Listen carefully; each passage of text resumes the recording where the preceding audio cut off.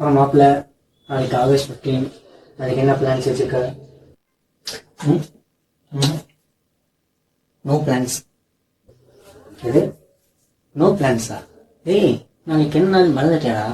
நம்ம எல்லாத்துக்கும் ஃப்ரீடம் கிடைச்சனாலடா. அதை நம்ம என்ஜாய் பண்ண வேணாம். ஓ, ஃப்ரீடம் அப்படின்னா சுதந்திரம். நம்ம எல்லாருமே சுதந்திரமா இருக்கோம்.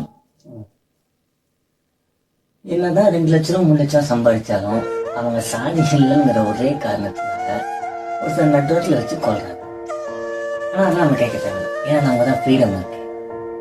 ஒரு பொண்ணு மகாலட்சுமியாக பார்க்க வேண்டிய காலத்துலையும் வரதட்சணை இருந்தால்தான் எங்கள் குடும்பத்தில் நீ வாழ முடியும் அப்படின்னு சொல்லி தற்கொலைக்கு தோண்டி தற்கொலை பண்ண நினைக்கிறாங்க. ஆனால் அதை பற்றி நம்ம கவலைப்பட தேவையே, ஏன்னா நம்ம தான் சுதந்திரம் கிடைச்சிருக்கு.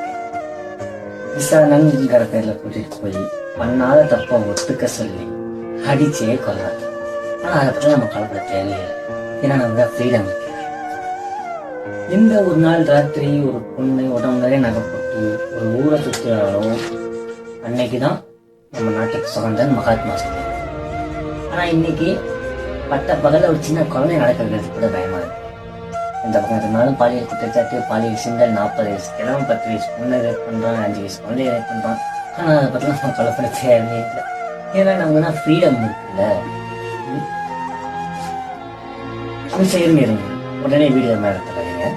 உங்களை தான் இதை பார்த்துருக்கோங்க எல்லாத்துக்கும் ஒரே ஒரு கேள்வி தான், உங்கள் மனசாட்சி பொறுத்து சொல்லுங்கள், நம்ம ஃப்ரீடமாக தான் இருக்கோமா?